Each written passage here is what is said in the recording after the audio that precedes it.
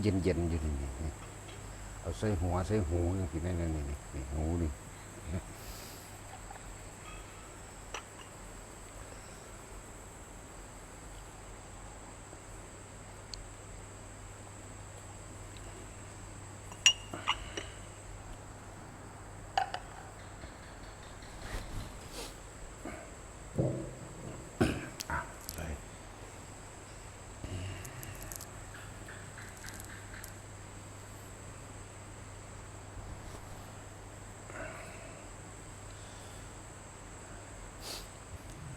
อันใดพอเหตุได้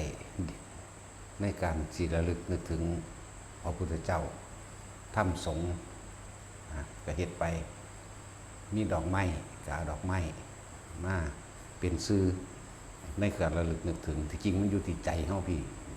ซื่อสิจิตที่ใจเฮาพี่มีดอกไม้มีของหอมมีธูปมีเทียนอีหยังก็ถวายไปเฮ็ดไปเป็นซื่อ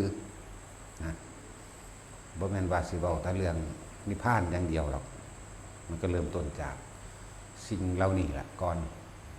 ของภายนอกก่อนการให้ทานโดยดอกไม้ของหอมน้ำหอมมันนี่ก็มีถูกเครื่องทำควันถูกตะกี้บ่ท่านได้เป็นของอันเรียกว่าบ่ท่านได้เป็นของมาบูชา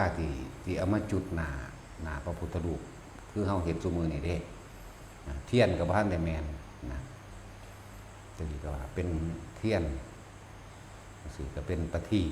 หรือจุดไต้จุดประทีปโคมไฟไปตามทางที่เพิ่นย่างหรือว่าทางเดินจงกรมไปจังซี่แหละธูปนี่ก็เอาไปเขาจะเอาขี้งัวขี้ควายดอกตะกี้ผสมกันกับน้ำมันกกไม้แหมเฮ็ดเป็นควันกันยุ่งเด้ตะกี้ก็มีคือกันในยุ่ง หลายกว่านี้อีกมีหลายนั่นแหละต่อมาเลยเกิดกลายเป็นมาถวายแด่หมู่พระสงฆ์องค์เจ้าเพิ่นเอาไว้จุดเองนั่นมีเองเลยเกิดมาเป็นว่าเฮามาจุดต่อหน้าพระประธานมันทั้งธูปทั้งเทียนแหละทั้งดอกไม้เลยเกิดกลายเป็นขันห้าขันพวกนั้นยังเป็นขันปลอมอยู่เด้เข้าใจว่าล่ะขันหามีหยังแน่ดอกไม้หาคู่ธูปหาคู่เทียนหาคู่ มันเป็นขันปลอมอยู่เด้ตะกี้มันเป็นสัญลักษณ์เครื่องสื่อสารถึงพระพุทธพระธรรมพระสงฆ์สื่อดอกแต่ในเมื่อมันมาแล้วก็บ่เป็นหยังก็เฮ็ดไปนั่นแหละอย่างน้อยก็เป็นเครื่องระลึกเป็นตัวแทนสื่อระลึกนึกถึงบางคนบ่มีหยังมากอะดอกไม้อันนึงก็ดีใจคือจังเอียนน้อยๆที่มันเลี้ยงงัวนั่นแหละได้ดอกไม้ดอกของสร้างดอกเหลืองๆใหญ่ๆดอกมันก็ดีใจพูดมีเป็นปลายสมัยของพระพุทธเจ้ากัสสปะทำตัวเพราะแต่ได้ดอกไม้ดอกของสร้างดีใจเพิ่มฝ่าวไหลงัวไปบ่ได้เบิ่งทางงูกัดตายซ้ำแต่ว่าใจมันซื้อไปพุ่นแล้วเด้นี่จิตสุดท้ายก่อนที่สิตายมันคิดไปแล้วมันคิดว่านี่แล้วมันย่านคำมันต้องเดินทางไปหาเจดีย์สิเอาดอกไม้นี่ไปบูชาเจดีย์มันก็ตายก่อนพร้อมแต่ในขณะที่ตายมันก็ยังคิดถึงอยู่คิดถึงพระเจดีย์พระธาตุเจดีย์ของพระพุทธเจ้าองค์นั้นพอดีตายวาบเดียวดาวดึงคนเด้อธรรมดาบ่นั่นแหละตายไปดาวดึงพุ่น จังว่าทุกอย่างบ่แม่นว่าสิบ่มีความหมายมีความหมายอยู่เป็นสื่อแทนดอกไม้เหมือนกันถูกซึ่งกันเทียนเหมือนกันตลอดทั้งของหอมมันยังของหอมน้ำหอมหรือเขาจะเอาไปหดพระเลยครับตะกี้น้ำหอมมันสีดมันว่าท่านมีก็จะเอาแป้งสีดใส่เอาในสมุนเนี่ยเอาไปสีดใส่ตามพระธาตุเจดีย์ตามพระพุทธรูปบวรพระพุทธรูปล่ะพระสังฆรูปคือกันแต่เอาดอกไม้ของหอมด้วยมาทำกันนี่กะคือเฮาเก็บหอมลำดิบไปเรื่อยกว่าสิถึงวันนี้ได้ตะกี้เฮากะมีการถ้าสิเว้าเรื่องสมัยตะกี้ก็บ่ได้ขอให้ร่ำให้รวยอีหยังดอกส่วนมากจะขอดวงตาเห็นธรรมใส่บาตรเข้าทัพพี่เดียวกับสร้างพระคุณเจ้าได้รู้ธรรมเป็นธรรมประการใดขอพระเจ้าจงเป็นผู้มีส่วนแห่งธรรมนั้นเถิด บางก็ว่าขอเป็นปัจจัยให้ถึงซึ่งพระนิพพานเถิดจังซี่นั่นแหละเพราะว่ามันมีพวกแปลกปลอมบวชเข้ามาในพุทธศาสนารุ่งเรืองพวกอื่นๆที่เป็นหมอผีหมอสูตรพวกองค์การมนต์เรียกว่ามนต์แช่งน้ำอย่างนี้แหละบวชเข้ามาแล้วก็เลยเอาเทียนมาปนเขาเพื่อให้เกิดลาภสักการะมันเลยเคลือบแฝงมาเลยจนเท่าปัจจุบันนี้ได้มีการดูดวงและมีการขายยาจังสิก็มี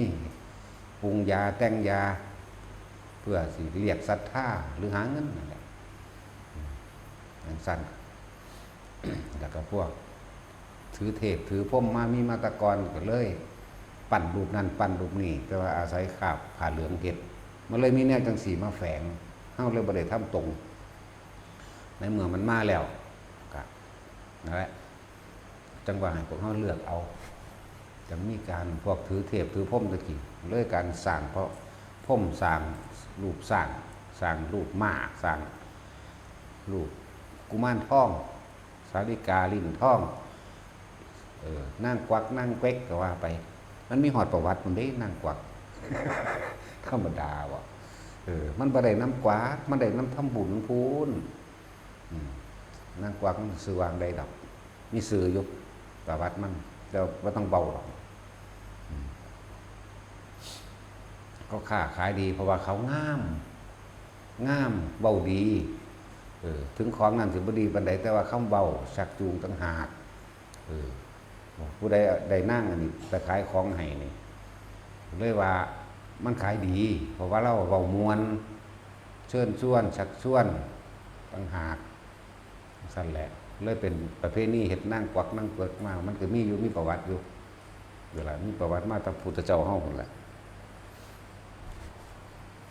เรียกว่าตัศมีมันก็เคลือบแฝงเข้ามาด้วยพวกองค์การแช่งน้ำพวกปรุงยาขายยาพวกสะเดาะเคราะห์เสียเข็นพวกดูดวงดูเลิกดูง่ามดังสั้นแหละมันปนเข้ามาเงินเฮาใส่นั้นเฮาเลือกเอาเลือกเป็นเอา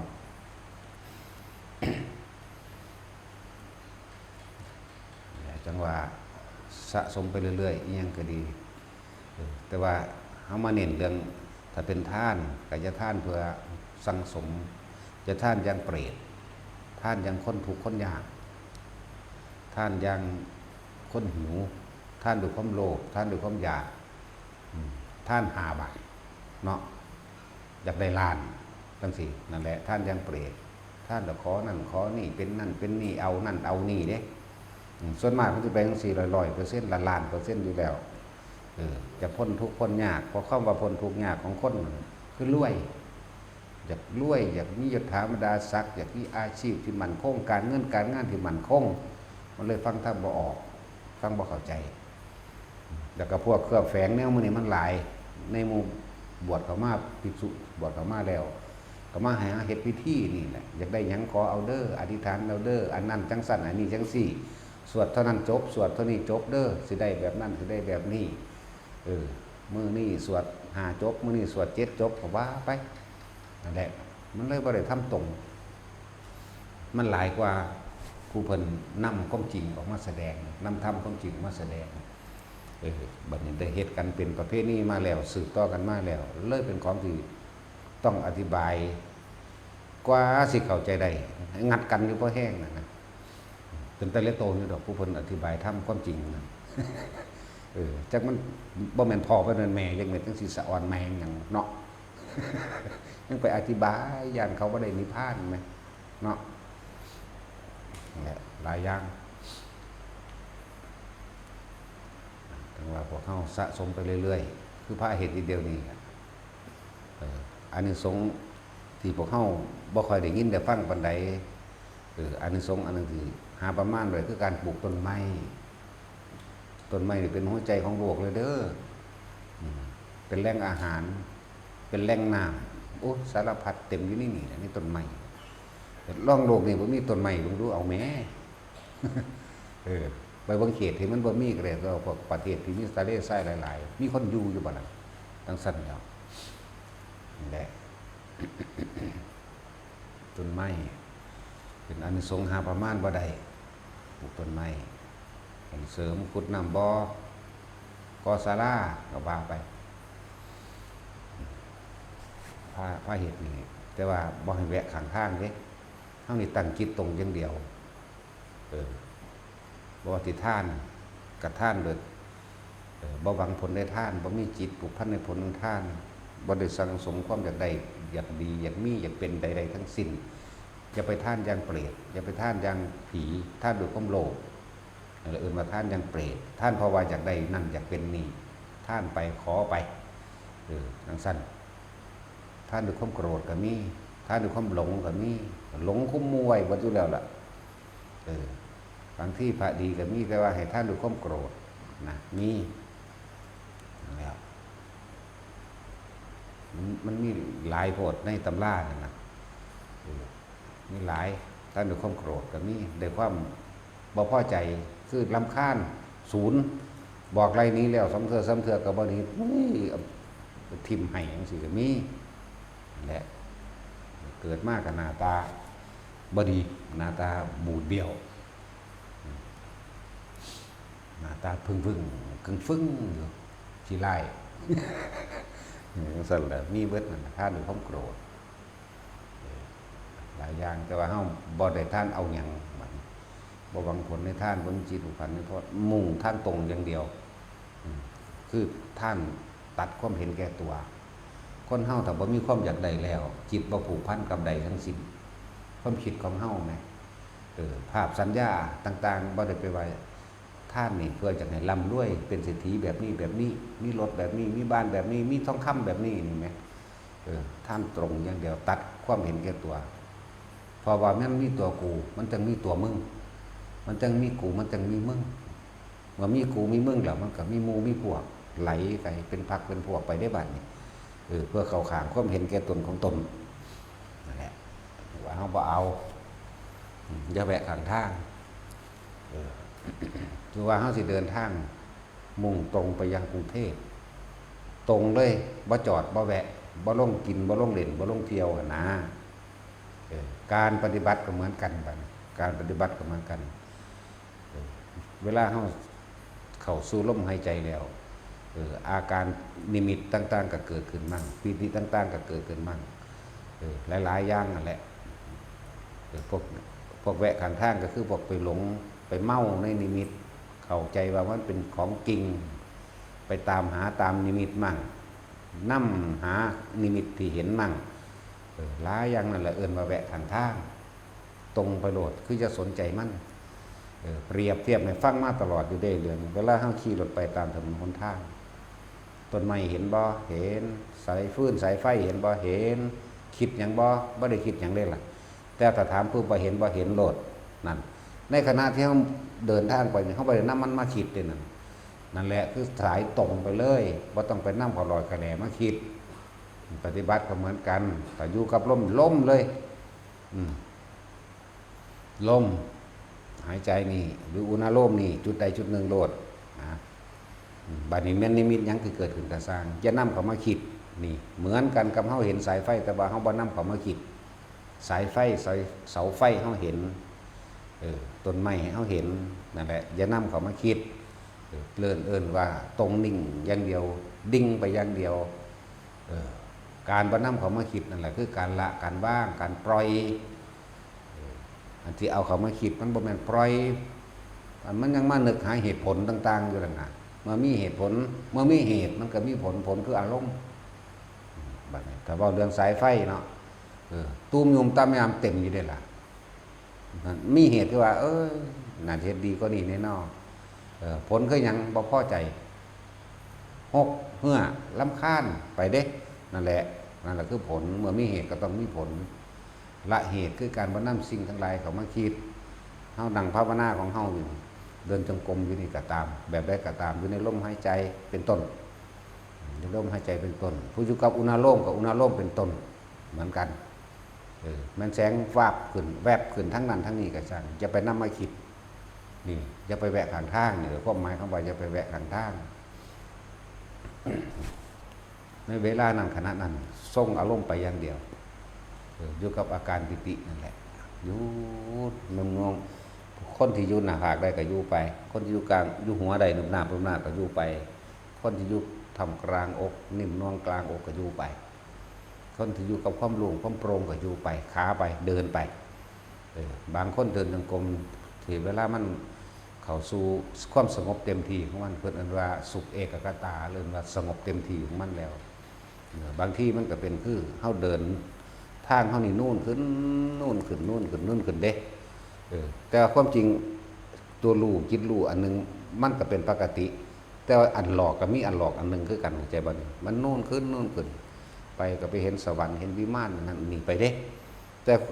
อันรู้นึงว่าในปัจจุบันนี่คือเฮาเดินไปถึงสุดทางแล้วเฮาก็กลับไปกลับมาของมันอยู่คือเก่าเด้มันรู้อยู่มันแยกของมันเองเฮาบ่ได้เป็นผู้แยกนั่นแหละก็บ่ให้ไป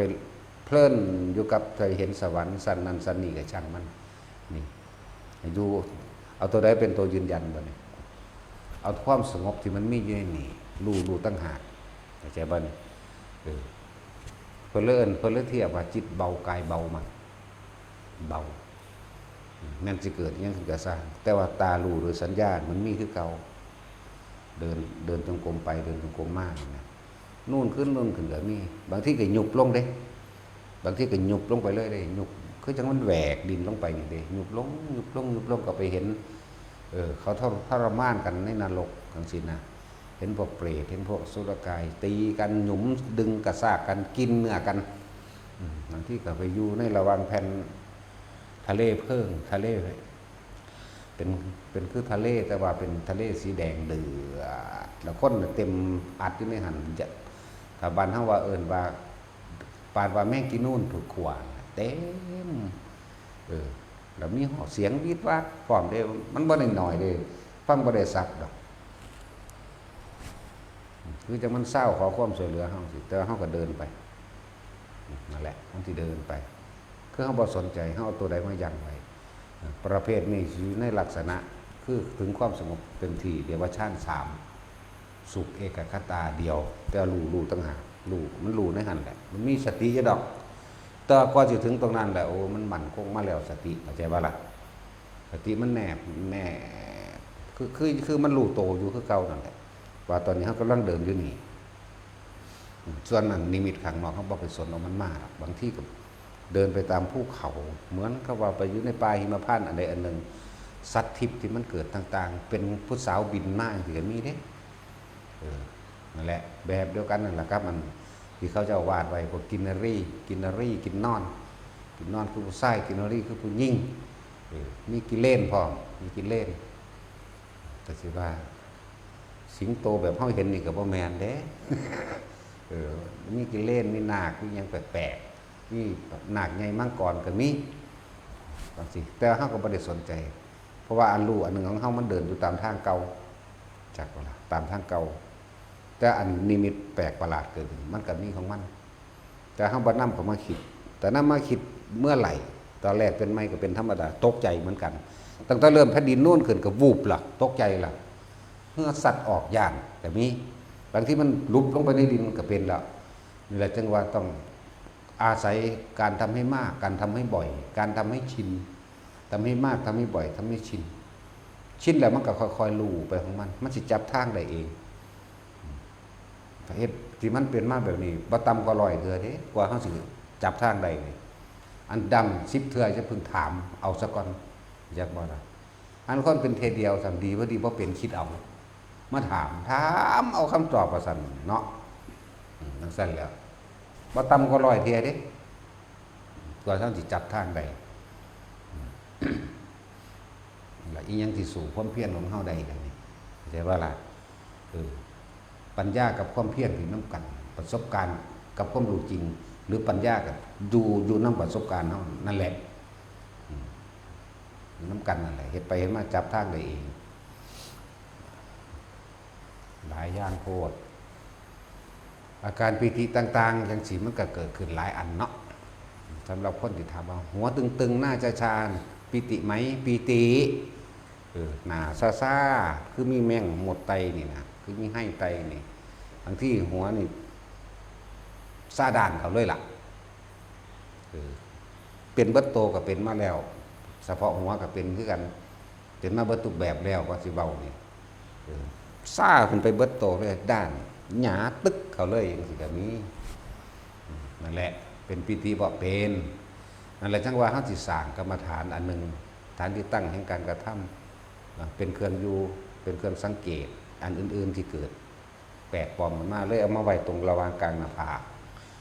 แล้วเอิ้นว่าจุดอุณาโลมนี่เป็นเบื้องต้นส่วนมากก็อยากอยู่เลยอยู่ดอกส่วนมากส่วนน้อยที่เคลื่อนไปมั่งมาพี่มั่งอาจจะบ่ละ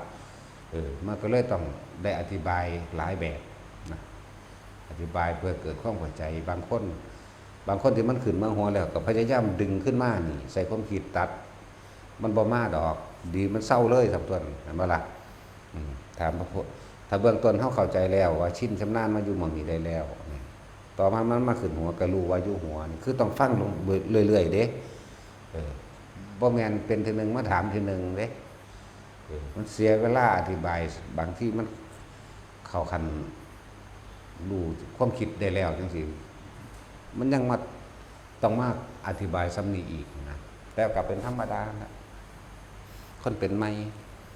บางคนบ่ทันเป็นหยังเลยอันพวกนี้น่าเกลียดพวกอ่านหนังสือมาถามอยากบอกบ่มีประสบการณ์นี่หยังเลยเนาะอ่านมาถามคาดคะเนเอาบัดนี้แล้วก็เอาไปเว้าอีกแบบนึงนะแต่ว่าผลร้ายก็ชิบหายแก่ตนเองนั่นว่าตัวเองบ่เคยเป็นดนเดาไปผู้อื่นเฮ็ดตามด้วยบัดนี้เป็นโทษแก่ตนเองเด้เขาหลงเชื่อล่ะบัดนี้เวลาสิไปตอบเขาถามนั่นถามนี่ศูนย์ซะเขาทำแม่นบ่ล่ะคือเฮากำลังศูนย์อยู่เดียวนี้แหละถามดูกูศูนย์เด้เนาะสั่นแหละคนที่มันต้องผ่านสิ่งเหล่านั้นมามันยังตอบได้บ่แม่นขาดคะเนเด้เบิดในโลกได้เบิดนั่นแหละบอกเรื่องหมู่นี้บ่มีค่าก็แล้วกันเพราะมันเป็นมาเบิดแล้วมันฮู้มันเห็นมาเบิดแล้วมันก็ตอบได้ทันตัวแต่คนบ่ฮู้บ่เห็นบ่เป็นในความรู้สึกเจ้ายังมาตอบเราจะบอกว่าให้ทุกคนฝึกจนกว่าตัวเองสิชำนาญฆ่าจนว่าจนตอกจนมุ่มเบิดปัญญาสะกอนเบิดแนวทางเบิดนั่นสะกอนเฮ็ดให้มันสุดสะกอนขอให้พวกท่านทั้งหลายเพียรพยายามสะกอนบ่แม่นพยายามแล้วพยายามแบบคิดเอากับบ่แม่นพยายามมาจนว่ามันเบิดทางคุณจนมุ่มคักตีบตันคักคุณทั้งถามพยายามแล้วเนี่ยพยายามเท่าไหร่ตั้งหากนั่นแหละพวกอ่านมาถามมันบ่มีประสบการณ์ดอกอย่าไปอ่านมาอ่านแล้วก็สอนเจ้าของเฮ็ดไปตามอ่านซะก่อนตัวบันความจริงอีกอย่างหนึ่งความอ่านอีกอย่างหนึ่งพอเพิ่นเทียบไว้เป็นแค่เนื้อยะเดียวบ่ได้เทียบทั้งเบิดมันหลายนั่นแหละจึงว่าเฮาจึงทำกรรมฐานอันหนึ่งเพื่อเป็นฐานที่ตั้งแห่งจิตสิว่าจิตก็ได้แปลกันไปอีกเนาะเฮ็ดให้มันเกิดความรู้สึกอยู่ในภาคไปให้มันรู้สึกอยู่นี่นั่นแหละแล้วก็จะออกจากนี่แต่ผู้อยู่นี่ได้แล้วเป็นเบื้องต้นบัดนี้อาการคนลุกวืดขึ้นมากกระช่างอย่าไปนำคำว่าคนลุกนี่เขามาพากับความรู้สึกอยู่ได้นี่มันรู้สึกโตคือเก่านั่นแหละโยกซ้ายโยกขวาโยกหน้าโยกหลังแม้กระทั่งหมุนจังซี่ก็บ่ต้องนำมาพาคืออย่าเอาความคิดไปแทรกแซงไปหาเหตุผลคือสงสัยนั่นคือคิดแล้วคำว่าวิจิกิจฉาแปลว่าสงสัยบ่แม่นแต่สงสัยเรื่องของกรรมสงสัยว่านี่คือหยังพร้อมเข้าใจบ่ล่ะนี่คือหยังเป็นหยังรายละเอียดนั่นเข้าไปหาอารมณ์ก่อนนั่นแหละเกิดอารมณ์พอใจหรือบ่พอใจเกิดขึ้นแล้วนั่นน่ะจังว่าหมู่บ้านก็ตอบมื้อนี้ก็ตอบถามไปเรื่อยๆถามคือบ่เคยเฮ็ดหยังเนาะแล้วหน้าตึงเข่าเป็นคือแมงไตคือแมงสิเข่าหูเข่าตาเข่าน้ำขอบตาทั้งสี่ไตเป็นน้ำข้างหลังกระงอนพี่กับไตเด้แต่มันบ่แมนดอกทั้งคนก็เอามือไปลูบนั่นแหละก็คือมันคิดออกแล้วแต่ถ้ารู้ซึกโตอยู่ซื่อๆก็บ่เป็นหยัง จึงบอกว่าเอาตัวนี้เป็นฐานเด้อกลางหน้าผากเอาอุณาโลมเราเป็นฐานอุณาโลมแปลว่ากลางคิ้วกลางหน้าผากแปลว่าจังสี่ความรู้สึกนิ่มๆหน่วงๆหรือเย็นๆก็ว่าไปแล้วแต่ความรู้สึกผู้ใดสิใส่ซื้อมันและบาดนี้ขนลุกวื้อขึ้นมากก็บ่ต้องไปสนใจตัวขนลุกนี่เอิ้นว่าจะแวะขันทางก็ได้เอาจุดเดียวเลยเดินจงกรมอยู่กับสร้างนั่งอยู่กับตามยืนอยู่กับตามขับรถอยู่กับตามอยู่กับความรู้สึกเดียวนี่รู้สึกตรงกลางหน้าผากสำหรับผู้ชินชำนาญไปอีกแบบนึงแล้วก็หมายถึงว่ามันขึ้นบนหัวก็อยู่บนหัวความรู้สึกอยู่หนุบหนาบอยู่มันเป็นคือเอามือเศร้านี่ดอกนังสั้นผู้ไม้จากการโอกาสอยู่แบบนี้เด้อจับจุดเดียวนั่นแหละจึงเรียกว่าฐานที่ตั้งคิดกับว่าตั้งมั่นกับว่าแปลว่าจิตตั้งมั่นกับว่า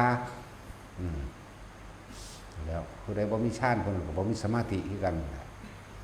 ต้องอาศัยการตั้งมั่นเป็นมิสกรเลื่อนว่าสมาธิเรียกว่า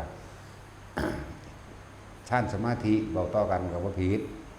จักบ่ล่ะมันเป็นสื่อมันเพื่อสิให้เกิดความเข้าใจซื่อนั้นเว้าให้เนื้อยะเดียวแต่ว่าผู้ใดเป็นอื่นแล้วก็อธิบายบ่แห้งก็อยู่หน้าผากนี่อย่างที่เขานั่งแสงนั่นแสงนี่ปุ๊บพับมันเห็นไปหอดทั้งหลังคนเดีเข้าใจว่าล่ะมันเห็นไปหอดทั้งหลังเป็นวาบขึ้นเป็น2 แสง 3 แสงกระซางอย่านำเขาไม่คิดให้ทำความรู้สึกอยู่ตรงนี้ตรงเดียวมันเห็นอยู่หูมันได้ยินเสียงยังกระซางบ่ต้องนำเขามาแต่เขาคิดเมื่อไหร่ความกลัวเกิดขึ้นหรือความกล้านี่กล้าแล่นนี้แหละกล้ากับกล้าเพราะกลัวนั่นแหละคิดว่ากูสิสู้จักบ่ล่ะถ้าบ่คิดมันบ่มีกล้าและกลัวพอใจไม่พอใจเกิดบ่ได้เด้จักบ่ล่ะอารมณ์เกิดบ่ได้เด้บางทีก็เป็นคล้ายๆกับฟ้องที่เฮาเป่าสบู่เป่าแฟตนะเป็นกลมๆหลายๆอันหลายๆใหญ่หน่อยแล้วแต่จังสิบ่ต้องนำเขามาคิดดอกนั่นแหละ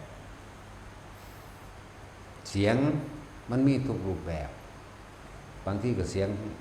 ยงคล้องจากไกลๆมาม้วนดอกคล้องก็มีเสียงสีซ้อก็มีเสียงการเล่นระนาดตลอดทั้งเป็นเครื่องบรรเลงเต็มวงด้วยก็มีเฮายินอยู่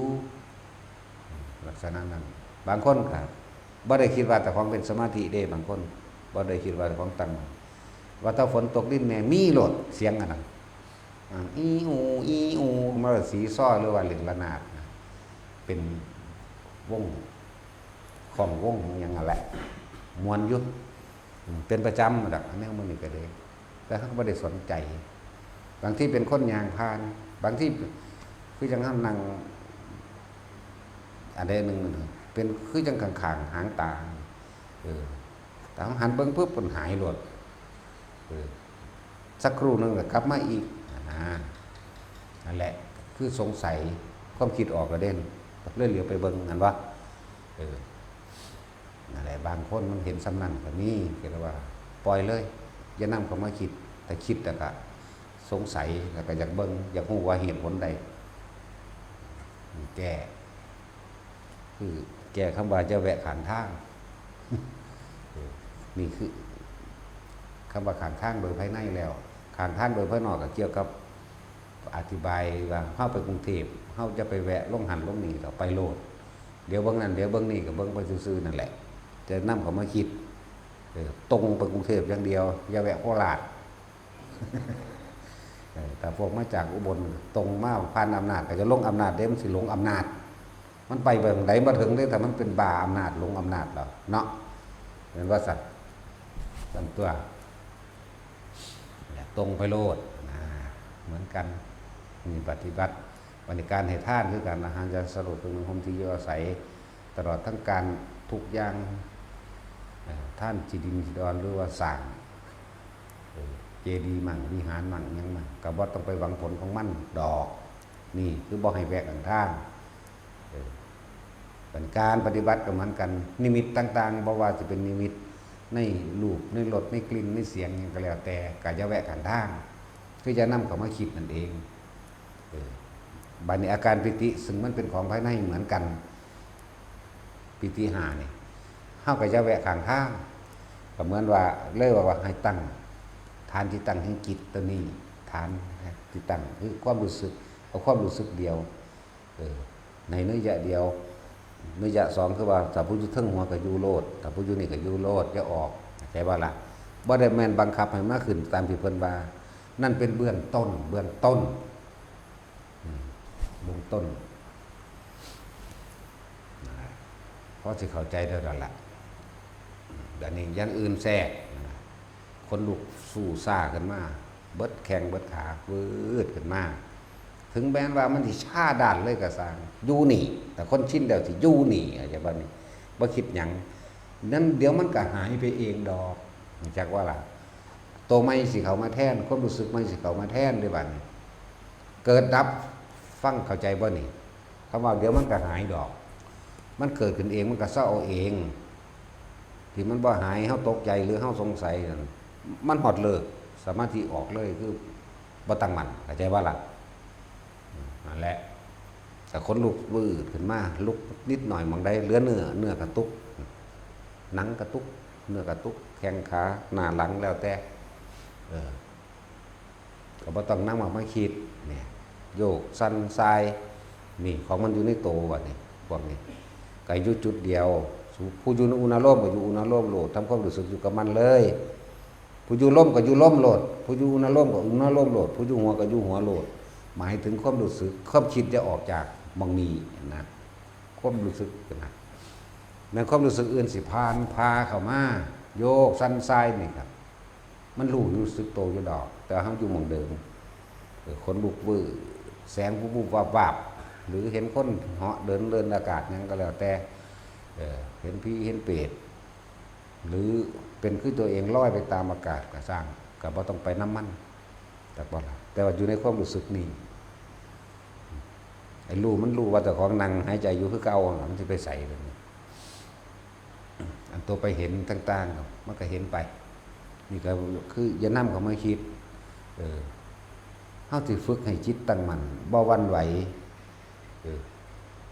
ให้มันตั้งมั่นบ่หวั่นไหวกับสิ่งที่อยู่รอบข้างรอบด้าน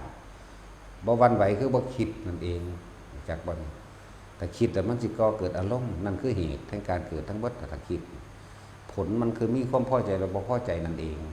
สุขหรือทุกข์พอใจหรือบ่พอใจอันแหละผลมันคือเกิดเฮาสิเฮ็ดบัดนี้ตัวแทรกด้วยปัญญาคือตัวเห็นคำว่าเกิดกับดับมันเกิดขึ้นเองมันก็เศร้าเอาเองนี่ล่ะแม่นบ่ล่ะคนลุกวืดมันเกิดมันบ่ลุกยุงสั่นดอกบัดมือบัดเว้นบัดคืนบัดชีวิตนี่มันบ่ลุกยุงสั่นหรอกแม่นบ่ล่ะนี่ให้เข้าใจคำว่าเกิดกับดับในอาการความรู้สึกทางนี้คนลุกก็ลุกยุงสั่นอันนี้เศร้าอันนี้เกิดแล้วอันนี้ก็เศร้าเว้ยดับโยกว่านี่โยกซ้ายโยกขวามันก็โยกซ้ายโยกขวาแล้วมันเกิดมันก็ดับเลยล่ะบ่โยกตลอดแล้วก็แสงสว่างหรือเห็นนั่นเห็นนี่ก็สั่งก็บ่ได้เห็นยุ่งสั้นตลอดเดี๋ยวมันก็เกิดกับดับแน่ให้เข้าใจนี่แหมนั่นแหละแต่เห็นจังซี่แล้วมันก็แค่เกิดกับดับมันรู้ว่าเกิดกับดับมันอยู่ในนี่ดอกมันสิอยู่ในรูนี่แหละมันเลยบ่หวั่นไหวกับฝึกจนดีแล้วชินแล้วกับความว่าทุกอย่างนี่แค่เกิดกับดับแน่ยอดแห่งความรู้ทั้งเบิดสรุปลงว่าเกิดดับอนิจจังอนัตตานั่นเองทุกข์สิมาจากไสอนิจจังอยู่หน้าอนัตตาอยู่หลังถ้ารู้ต่อท่านมาแล้วทุกข์กับขังเฮาบ่ได้เพราะว่าเฮาท่านเกิดดับเฮาท่านอนิจจังอนัตตาก็จะบ่นำเข้ามาคิดแล้วนะกลิ่นเหม็นเพียงใดก็ช่างเถิดกลิ่นหอมแบบใดก็รู้อยู่หั่นดูหอมดูเหม็นมันก็เกิดน้ำตาหูจมูกกายเฮาเองนี่แหละแต่ว่าใจคิดนี่เฮาสิตั้งมั่นหรือบ่ตั้งมั่นจักบ่ล่ะประเภทตาก็เห็นนั่นเห็นนี่มันบ่สั่นประเภทหูก็ได้ยินเสียงนั่นเสียงนี่ประเภทหูดังก็ได้กินนั่นกินนี่มีเหม็นมั่งมีหอมมั่งจังซั่นประเภทร่างกายนี่เด็กก็ยังบอกให้ฟังอยู่สัมผัสรู้สึกซื่อๆแต่ว่าคิดบ่คิดบ่นึกนี่มันบ่ล่ะประเภทลิ้นสดรสชาติอาหารต่างๆก็มีอยู่ในนี่เด้นั่นแหละตาหูจมูกลิ้นกายถ้าจิตไม่คิดไม่นึกนะมันก็ความรู้สึกพอใจแล้วมันก็จะเกิดไม่ได้พบดับ เพราะว่าเฮาบ่หวั่นไหวอย่างเช่นว่าพุทธสาโรกธรรมหิจิตตังยสนะกัมปติอโศกังปริชันเขมังเอตมังคารมุตตมังจิตที่ถูกโลกธรรมกระทบแล้วย่อมไม่หวั่นไหวนี่เห็นบ่นี่มันตั้งมั่นตัวจิตที่ถูกโลกธรรมกระทบแล้วโลกธรรมนอกโลกธรรมในคิดเอากระทำนอกเขาด่าเขาว่าเขายกเขาย่องเขาลาบเสื่อมลาบเขาหยดเสื่อมหยดสุขหรือทุกข์จังซี่ถ้าบ่กระทบแล้วมันบ่มีหยังจักอย่างจากบ่นี่สุขก็บ่มีทุกข์ก็บ่มีลาบก็บ่มีเสื่อมลาบก็บ่มีตาเห็นว่ามีอยู่แต่ว่าในนี่มันบ่มีมันบ่นำเข้ามาเข้าใจบ่ล่ะมันบ่เกิดอยู่จังซั่นเข้าใจบ่ลาบก็เลยตาก้อยนี่ใครแน่ว่าตาสั่งคนไปซื้อเนาะตาสินมันก็บ่มีหยังจักอย่างแล้วว่าจิตที่ถูกโลกธรรมกระทบแล้วไม่หวั่นไหวเพิ่นเรียกว่าเป็นมงคลอันสูงสุดเพิ่นเว้าเรื่องมงคล38นั่นแหละมันก็เป็นการว่ามันก็เป็นนิพพานัสสจิกิริยาเอตัมมังคารมุตตะนังนั่นแหละนิพพานบ่หวั่นไหวกับสิ่งทั้งหลายทั้งปวงที่เข้ามากระทบกระทั่งมันนั่นแหละนั่นแหละว่าให้ฝึกไปเรื่อยๆฝึกนี่คือฝึกบ่ให้คิดออกนั่นแหละเขาว่าบ่หวั่นไหวก็เลยว่าเอาทางตรงอย่างเดียวโลดอย่าแหวกหันทาง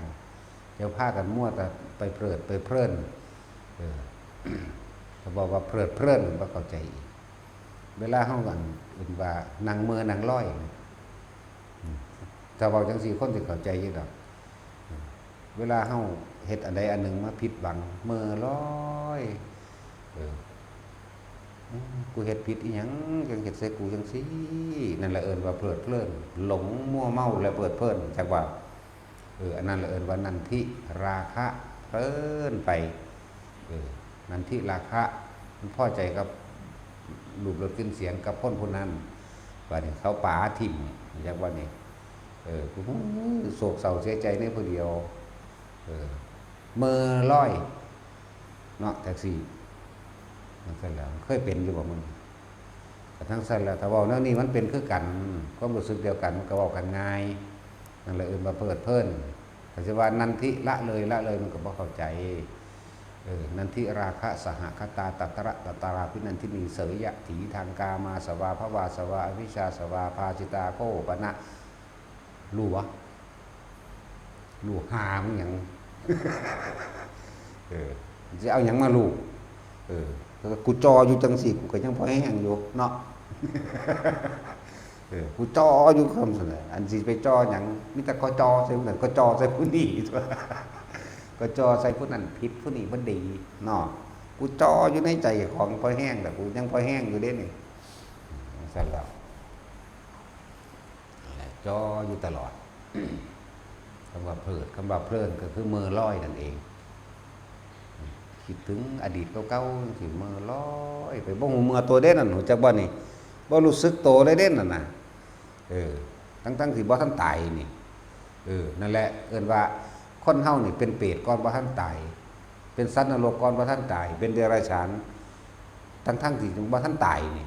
เข้าใจว่าล่ะว่านี่ขนาดมาวัดอยู่ก็เป็นเปรตเด้เนาะเห็นยังก็อยากได้ไปเบิดนั่นแหละเปรตขนาดท่านยังขอนั่นขอนี่เป็นนั่นแหละเปรตแม่นว่าละบาดจังซั่นตัวมันเป็นก่อนที่สิตายได้มันสร้างภพไว้ก่อนที่สิตายไปได้นี่ความคิดปรุงแต่งหลักเกิดอารมณ์ใครอยากนั่นแหละคุยอยากได้แห้งๆนั่นแหละนั่นแล้วบ่ต้องไปพูดถึงพวกบ่มาพวกบ่ฟังเรื่องนี้ด้วยซ้ำไปนี่บ่ต้องไปพูดถึงเลยอบายเบิดนั่นแหละพวกบ่มาพวกบ่ฟังพวกบ่แยกแยะพิจารณาตามใจเจ้าของคิดตามสิ่งที่เจ้าของเป็นนี่มีแต่น้อมเข้าตนเด้สิบอกให้ถ้าพวกบ่แยกแยะในตนเองนี่บ่รู้เลยเด้บ่ต้องไปพูดถึงอันนำบ้านๆที่ว่าบ่มีการฝึกหัดภาวนาอีหยังนั่นบ่ล่ะมันก็ตั้งเป็นโตลงก็เว้าเสงกันยึงยังเว้าอวดกันหน้ากูงามหน้าอีนั่นบ่งามแม่นแล้วมันบ่เบิ่งน้ำแม่นแล้วมันตันนี่มันบ่ใส่ปุ๋ยเจ้าบางที่กันหน้าเจ้าคืองามแต่เจ้าใส่ปุ๋ยสูตรใดเนาะไปแล้วก็เว้า อวดอ้างลูกเต้าเล่าหลานเจ้าของเองบางคนก็เว้าพื้นลูกหลานเจ้าของเพราะสำนันเนาะเว้าพื้นกันเองแน่เว้าพื้นพี่น้องมันนั่นแหละบางคนก็เว้าอวดผัวบางทีก็เว้าพื้นผัวเนาะส่วนมากมันคืออย่างนั่นแหละเพลินจากบ่เพลินนั่นแหละมั่วเมาเรียกว่าอะไรทั้งสั้นเลยแต่ว่ามาวัดกับมาตีคู่หมู่อื่นกันนั่นแหละแต่ว่าหาดอกไม้ขึ้นหน้าพระประธานหรือขึ้นหิ้งพระโต๊ะพระบางทีเนาะโต๊ะหมู่บูชาเนี่ยอีนั่นเฮ็ดบ่ดีเลิศเบิ่งกันหน้ามันเฮ็ดจังได๋โลดแต่ตีหมู่เด้เอามาใส่หยังแนวนี้เฮ้ยโยนถิ่มซ้ำจังซี่ก็มีแล้วบ่เงียบสงสารพวกหมู่ภิกษุนักบวชทั้งหลายก็เสงกันคือกันเด้เอามั่นไผมั่นคือกันเด้พวกว่าเป็นตาสแตกนั่นว่าล่ะอยู่ทั้งสั้นแล้วบ่มีการอบรมบ่มีนิสัยก่อนที่สิบวชสมบ่ได้ฝึกดัดนิสัยสันดานพร้อมเนาะแต่ว่าสันดานว่าเฮาด่าเด้สันดานก็แปลว่าใจสันดานแปลว่าความเคยชินของสูเลยว่าสันดานจังว่าล่ะนั่นแล้วขันธสันดานบ่เข้าใจเด้นั่นว่าเฮาด่าเด้แต่ด่าก็ด่าโคตรพ่อโคตรแม่งพี่จังแม่นด่าเนาะพอแมงบ่สั่งสอนนี่มาด่าเมาอยู่เอากันบวชแม่นบ่ล่ะแพงเราให้กันมักย่องไปเลยเด้พวกแห่อ้อมโบสถ์ก็แห่เข้าไปเข้าไปทั้งสั้นแล้วผิดแต่ที่แรกแล้วมันจังได๋มันสิไปได้หรือมีหยังติดกระดุมเม็ดแรกผิดไปแล้วเม็ด2 3 4 5 6 7 8ผิดเบิดตัวแม่นบ่ล่ะทั้งสั้นแล้วผิดผุดตั้งแต่ผูกแขนนี่ยังก็ว่าไปตั้งแต่เอาผ้ามาสวดให้อยู่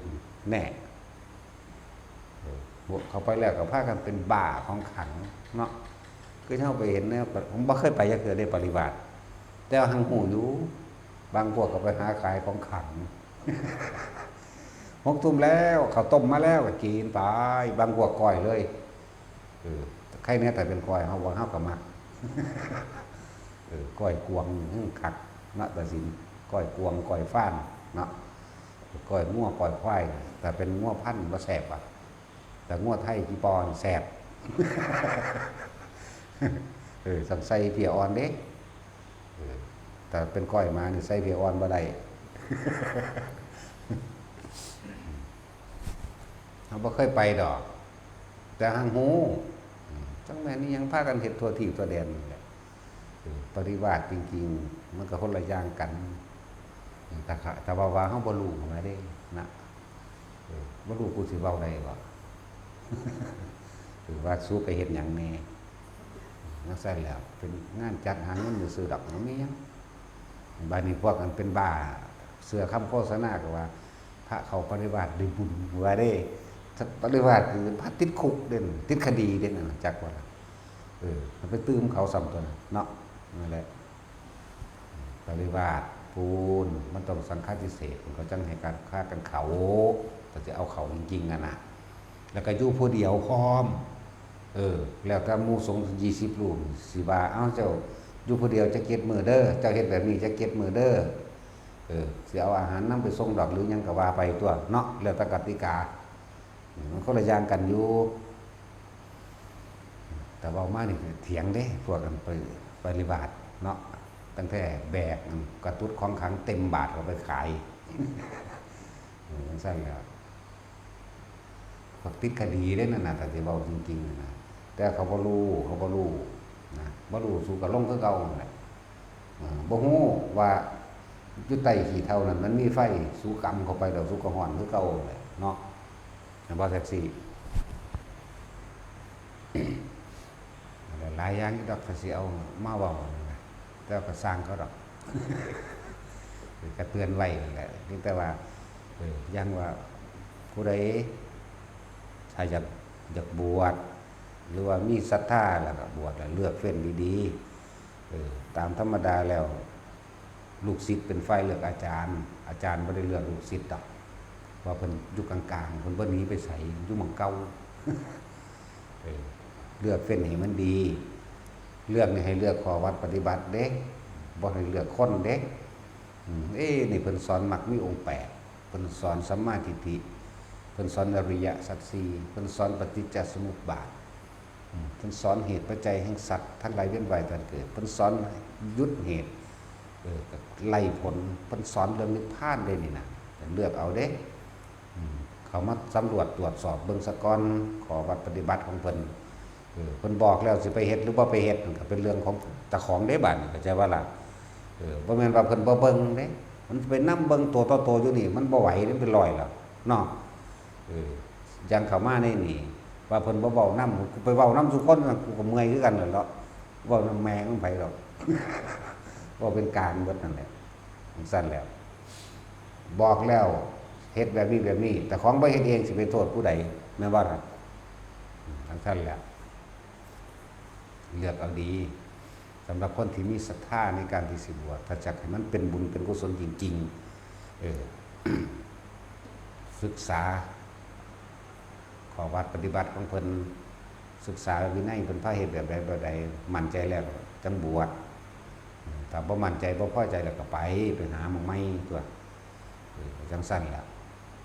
แหละ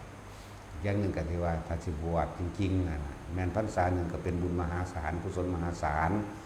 ถ้าเฮาเฮ็ดถูกต้องแล้วจากว่าเป็นอุปนิสัยติดใจเกิดเป็นวาสนาไปในภายภาคหน้าสะสมมากขึ้นมากกันเกิดเป็นบารมีก็จึงเรียกว่าอุปนิสัยบุญวาสนาบารมีที่สั่งสมมาจังสั้นนั่นแหละทีนี้ที่ว่าผู้ใดมีความประสงค์ที่สิบวชนี่นะมันจะตั้งใจไว้3 เดือนหรือ4 เดือนพรรษาสิก็มาก็ได้ใส่ใจยังดอกก็ต่างๆพ่อใจสีมาเลยอีกพวกนึงกันพวกตั้งใจว่าสีมาแล้วสิบวชจังสี่มากกับพากันมาได้แล้วบวชให้ไม่ได้บวชก้อนเขาพรรษาตอนนี้มีอยู่แล้วละนาคก็ดีว่าจะว่านาคดอกคนเป็นบ้าคิดไปหาพญานาคโลดผู้ต้องการบวชแต่พากันมากกับมาได้แล้วเพราะแม่นจ่อมาเฮ็ดเอานิสัยแบบโลกเอาตามใจเจ้าของเด้คือกูมาฮอดกูสิบวชโลดนั่นแหละมันบ่แม่นแนวนั้นเด้อยู่เบิ่งพอแห้งเด้มันขี้ข้านหรือหยังคนขี้ข้านบวชก็มันก็ข้านแม่งคือเก่าหั่นแหละเนาะแต่คนมันก็มันนั่นแหละคนขี้ข้านบวชก็มาแล้วก็ข้านคือเก่าทำหนังสือก็บ่ได้บทสวดมนต์สาธยายก็บ่ได้สิไปเว้าหยังกับเรื่องไปเดินจงกรมทำสมาธิเนาะคนที่ข้านก็ข้านแมงคือเอาล่ะส่วนตัวนั่นแหละว่ามานี่เพิ่นก็เบิ่งได้ล่ะหนีเองก็หลายอยู่เด้ไล่หนีก็มีเด้เห็นว่าล่ะบ่ได้บวชก็มีเด้แล้วเขาก็เบิ่งกันเนาะบ่เฮ็ดหยังบักอันนี้โอ้ยมันบวชก็มากับเขามาไหวยังได้ภาษาหมาขี้ข้านเนาะไปบอกให้เมื่อเอาคารถให้เมื่อให้พร้อมส่งคารถพร้อมของท่านตัวนั่นแหละเพิ่นบอกแล้วเฮ็ดหรือบ่เฮ็ดก็เป็นเรื่องของตัวแต่ว่าเพิ่นบ่เฮ็ดติโอ้ยบ่ได้เสี่ยวผู้ดอกก็สิถามกันแล้ว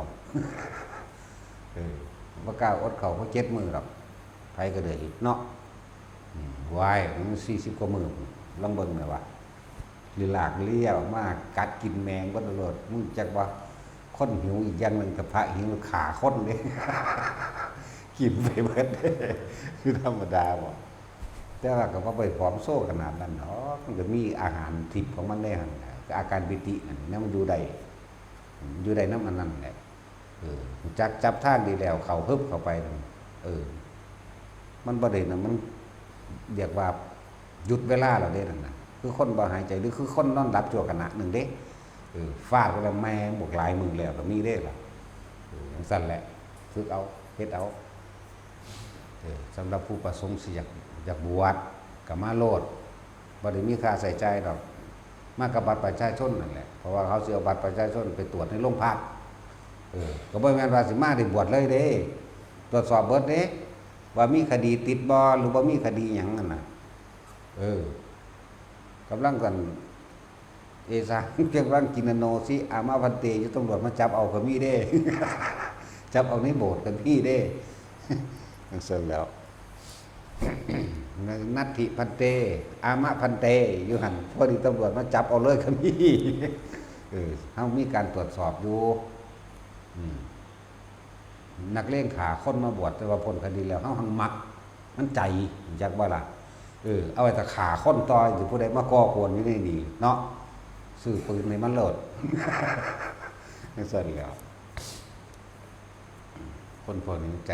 จากเขาเลิกเป็นคนดีแล้วดีไปเลยเด้เด็ดเดียวเด้แต่ยังไม่แย่เสือหลับเนาะคนที่เขาย่อมหรือคนที่เขาอดทนแต่ว่าในความอดทนก็มีขีดจำกัดของภัยของมันเด้เนาะเห็นว่าเขาบ่สู้อย่าให้สู้เด้ตายสั่นก็มีนั่นแหละหลายอย่างสำหรับผู้ที่อยากบวชกันพากันมาได้แล้วพากันมาฝึกหัดดัดนิสัยได้แล้วกับอีกอย่างหนึ่งก็มาเบิ่งเพิ่นนำตัวเนาะมาตรวจสอบเพิ่นนำตัวโอ้บ่แม่นดักกูนี่ก็หนีตัวเนาะคือว่ามาเลยบวชเอาเลยนี่ก็บ่ให้บวชมาเบิ่งซะก่อนแหละสำหรับผู้สิบวชเด้อสิมาก็มาได้แล้วก่อนเข้าพรรษาอีกเดือนนึงซั่นเนาะอีกประมาณเดือนนี่แหละนั่นแหละหุบใส่บาทเดียวโลดบอกแล้วส่วนรับขอวัดปฏิบัติต่างๆก็บอกอยู่ได้ล่ะเริ่มต้นแรกตั้งแต่ตื่นเช้าบิณฑบาตนั่นล่ะบิณฑบาตเป็นวัดบิณฑบาตแล้วมันตั้งบาตรนี่สันแล้วล้างบาตรแล้วก็พากันว่าสันแล้วนี่ทุกคนต้องเข้าทางจงกรมเดินซะก่อนให้อาหารมันย่อยมันก็เห็นให้กายเบาจิตเบากายเบาแล้วก็เป็นผู้อดทนต่อการเดินทางไกลเป็นผู้มีอาพาธน้อยทั้งสันเทเดียวพร้อมสันเทเดียวสันได้อาสนะเดียววางมือจากบาทแล้วบ่สันอีกใช่ว่าล่ะนี่ก็บอกแล้วขอวัดก็ดีว่าขอวัดเป็นจังไดก็ดีหลังจากสันแล้วเก็บบาทเรียบร้อยแล้วให้เขาท่านกลมหรืออันใดอันหนึ่งจนกว่าสิถึงเที่ยงจังขึ้นนอนหรือพักผ่อนก็ดีหลังจากเที่ยงฮอดบ่าย3ลุกออกมาแล้วคือมาปัดกวาดตาดทำความสะอาดลานวัดวิหารเจดีย์ต่างๆหรือรอบบริเวณกุฏิเจ้าของเองแล้วก็กลับไปเขาท่านจงกรมหรือสิทำสมาธิอันใดอันหนึ่งก็แล้วแต่จนกว่าจะถึง5 โมงครึ่งก็มาทำวัดแล้วทำวัดจบแล้วก็ต้องไปพักผ่อนนิดหน่อยรอเวลา20 ทุ่มนี่คือจังเฮาเทศน์อยู่นี่แหละก็มาฟังจังซี่หลังจากนี้เราออกไปแล้วได้บัดเทศน์จบแล้วพวกกันแม่อุบาสกอุบาสิกาแม่ชีทั้งหลายก็นั่งอยู่นี่สักก่อนจัก30 นาทีออกวิทย์จาก30 นาทีจังลงไปปฏิบัติเอาของใครของมันส่วนหมู่พระภิกษุทั้งหลายอยู่นี่ออกจากนี้แล้วให้ไปเดินจงกรมต่อบ่แม่นให้ไปนอนนี่คือข้อวัดสิเดินก็ตามสินั่งก็ตามสิสวดมนต์สัตยายบทใดบทหนึ่งที่เจ้าของบ้านของก็ตามให้เฮ็ดได้6 ทุ่มจังขึ้นพักจังขึ้นนอนหรือว่านอนก็สร้างต่อไปเลยจนสอดแจ้งก็ตามนี่แต่ว่านี่คือบอกเวลาพัก6 ทุ่มขึ้นนอนถ้าเป็นผู้นอนดีตี 3ต้องลุกจากว่าลุกมาแล้วก็ให้ทำวัดเช้าเด้ทำวัดเช้ามันสั่นๆนึงดอกทำวัดเช้าทำแบบใดก็ทำวัดบ้านตากก็เปิดเอาก็ได้ตัวทำผู้เดียวนั่นแหละเปิดหนังสือว่าอยู่ผู้เดียวจบแล้วลงมาเดินจงกรมทำสมาธิอันใดอันหนึ่งก็แล้วแต่ตัดแจ้งมาพ่อมาปูอาสนะตั้งน้ำใสหรือว่าตั้งน้ำใส่น้ำสันยังแล้วตั้งบาตรตั้งยังเดียวก็ล่อออกบิณฑบาตจนกว่าจะหอดรถรับบิณฑบาตมาก็ไปแน่มันก็เข่าขวบเก่ามาแล้วเข้าใจว่าล่ะนี่คือขอวัดผู้จะคงจะขอวัดขอวัดปฏิบัติเด็ดไปนั่นแหละนี่คือขอวัดนั่นให้เฮ็ดแบบนี้ส่วนบอกไปแล้วสิเฮ็ดหรือบ่เฮ็ดก็เป็นเรื่องของเจ้าได้บาดนะทั้งสั้นล่ะสังหากเขามาแล้วก็บ่แม่นว่าบอกเขามาแล้วสิวิเศษเลยเด้อพวกแม่นเด้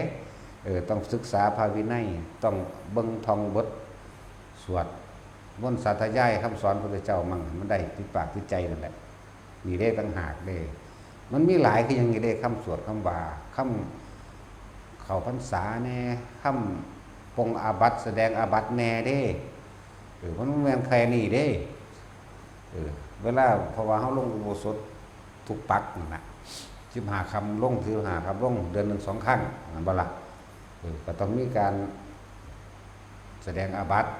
จากบ่ล่ะทั้งแสดงมีคำสวดคำต้องอาบัติแน่คำอธิษฐานใส่ผ้าอาบน้ำซ้ำอธิษฐานใส่ผ้านั่นหรือคำเลิกใส่ผ้ามั่นแล้วก็มีคำแสดงปฏิสังขโยบิณฑบาตนั่งนั่นบ่ล่ะสิฉันยากินยานี่ต้องว่าจังไดนิโสคิรานะปัจจยะเภสัชชะปริฆาโรก็ว่าไปสิใส่ผ้าแต่ละอันแต่ละอย่างมันก็มีชื่อของมันอยู่แล้วก็ต้องมา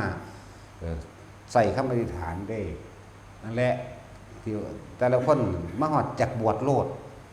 จักอรหันต์โลดนะเนาะงั้นบ่แท็กซี่คือเข้าใจว่าเจ้าของรู้แล้วโลดเด้บ่ธรรมดาเด้บัดนี้สวดท่องหยังก็บ่ทันได้เนาะผู้อื่นอยากไปแสดงอยู่ผู้เดียวล่ะบาดนี้เอาแล้วบาดนี้แสดงอาบัติบ่ทันได้เป็นก็ไปแล้วเนาะซั่นแล้วมันบ่ได้แม่นน้อยๆเด้อันถ้าสิเว้ามาแล้วพิจารณาอาหารบิณฑบาตปฏิสังขโยจะปาตังก็ว่าไปพิจารณายาก่อนสิกินยาคิรานะปัจจยะเภสัชชะก็ว่าไปที่อยู่อาศัยคือกุฏิเฮาก็ได้พิจารณาเด้ก่อนสิขึ้นอยู่แม่นบ่ล่ะนั่นแล้วผ้ามื้อนี้สิใส่จีวรังปฏิเสวาก็ว่าไปตัวมันหลายอยู่เด้บ่แม่นว่ามันปวดแล้วกูบรรลุเลยมันธรรมดาเด้บรรลุเลยก็หังดีแล้วนั่นแหละมันต้องมาฝึกหัดตัวนี้นำหลายอย่างอยู่ที่ว่าแม่นว่ามาฮอดสิบวชเอาเลยนั่นน่ะพวกอยู่นี่ก็เหมือนกันกับท่องไปเรื่อยนั่นแหละมันท่องได้จักหน่อยแล้วบ่บุ๊ได้แล้วบ่ได้หน่อยนึงอุ้ยท่องไว้ถึง2บักนั่นแหละเฮ็ดไว้ฝึกไว้ตอนนี้ก็มี2ผู้3ยังมาบ่ทันมาเป็น3ผู้ใดสิมาก็มาได้แล้วมาให้มันเข้าหมู่กันตัวมันได้พร้อมกันมันจังบ่ได้เดียว ถ้าเข้าพร้อมกันแล้วมันก็ไปเป็นครูมันเข้าทีละ3ก็ได้ดอกเข้าทีละ3ถ้าเป็นครู2ก็เข้า2คือว่าถ้าหลายก็เข้าทีละ3อยู่บ่เกิน4บ่แม่นเข้า3บ่เกิน3บ่แม่น4แต่ส่วนมากก็เห็นแต่เข้า2นั่นแหละถ้าครูสวด2นั่นแหละอันนี้เป็นเรื่องของอุปชฌาย์มึงดอกเฮาบ่เป็นอุปชฌาย์ไผ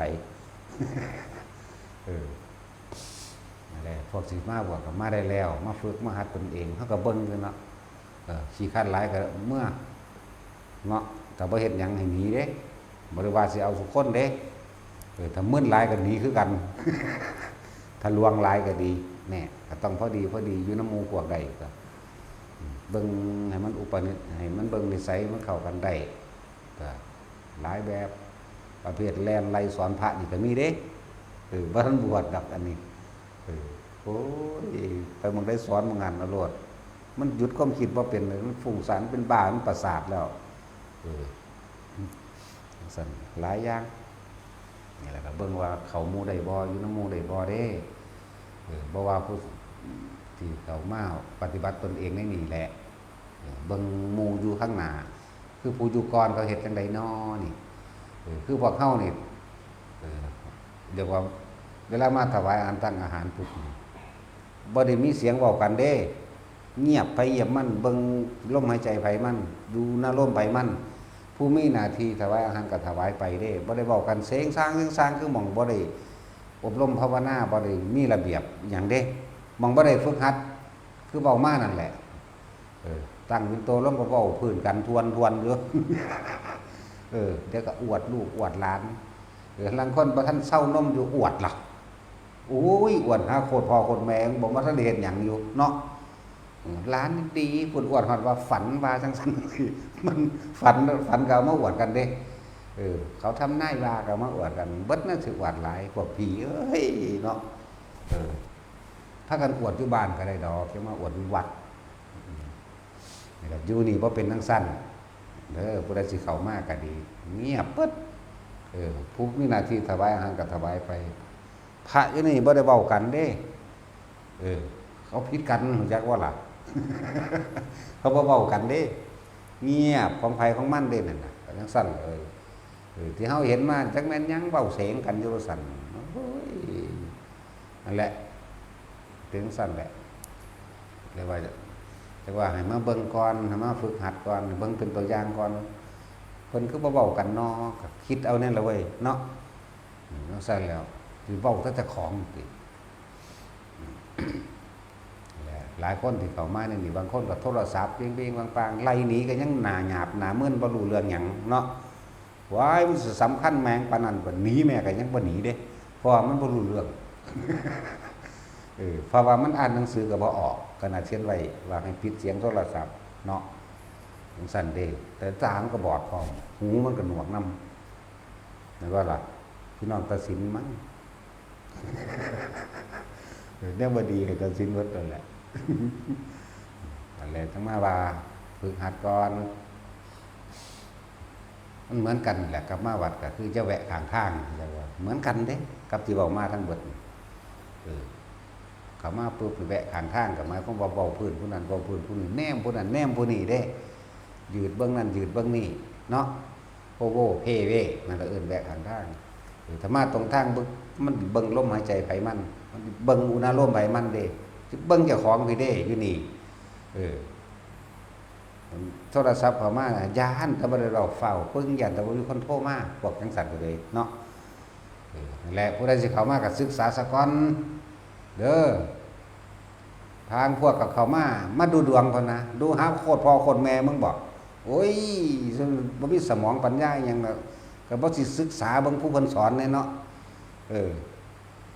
เพิ่นคือจริงแต่คือว่ามาหาเฮาว่าซั่นเบ้ยมาดูดวงใกล้ตัวกูว่าถีบเอาใครอยู่มีผู้มาบอกเขาก่อน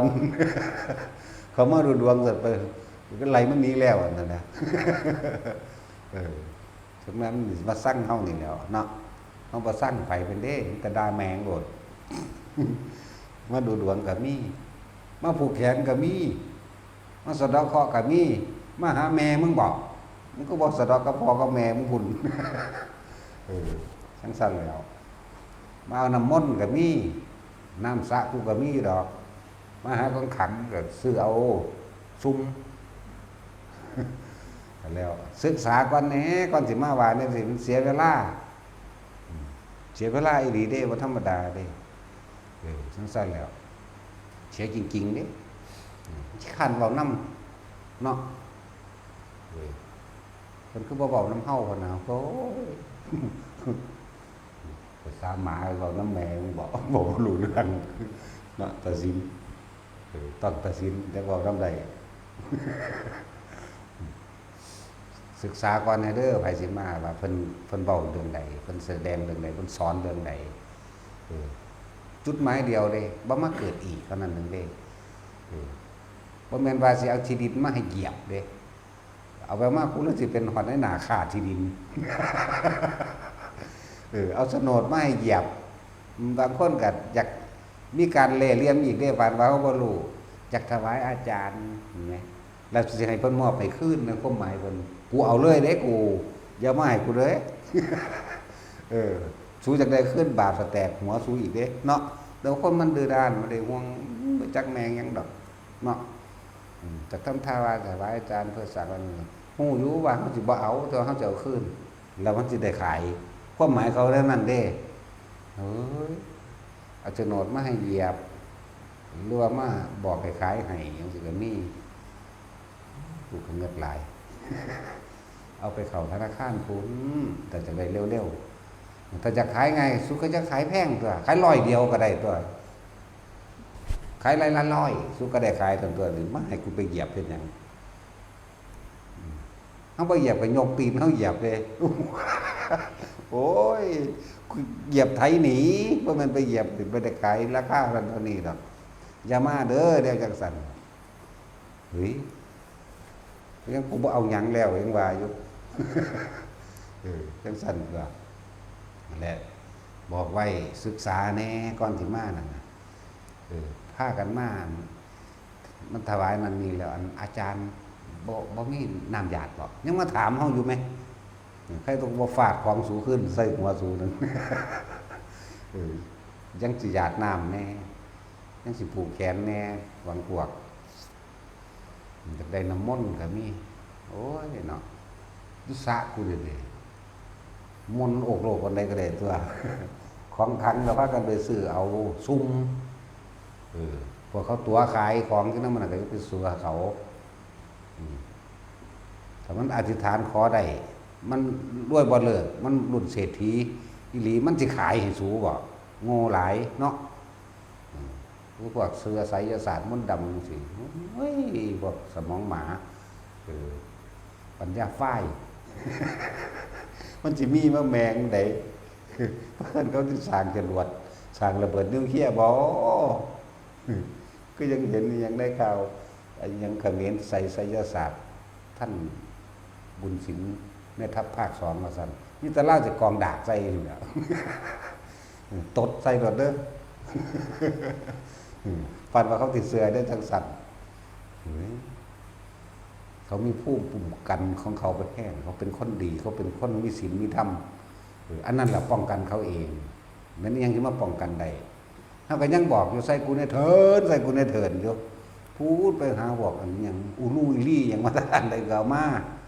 ก็ยังว่ามันบ่มีมันบ่แมนว่าพวกนั้นถึกใส่พวกนี้ถึกใส่ให้เฮามาแก่ซั่นโอ้ยเดี๋ยวกูเดี๋ยวไฟจูดเอานั่นแหละแล้วมันบ่มีแนวจังซั่นนั่นแหละเพราะว่าบ่ได้ฟังธรรมบ่ฟังความจริงสำหรับผู้คนแสดงเฮาบ่เชื่อจังเม็ดเลยนั่นซั่นบ่เห็นว่าผู้ใดสิใส่ได้จักเทื่อเขาพากันมาเว้าโอ้ยทำอะไรไม่ได้ก็มันบ่แม่นสุไปเสือเอาเองเนาะจังซั่นแล้วถ้ายางสติ๊กยิงมันก็ได้อยู่นั่นแล้วเนาะ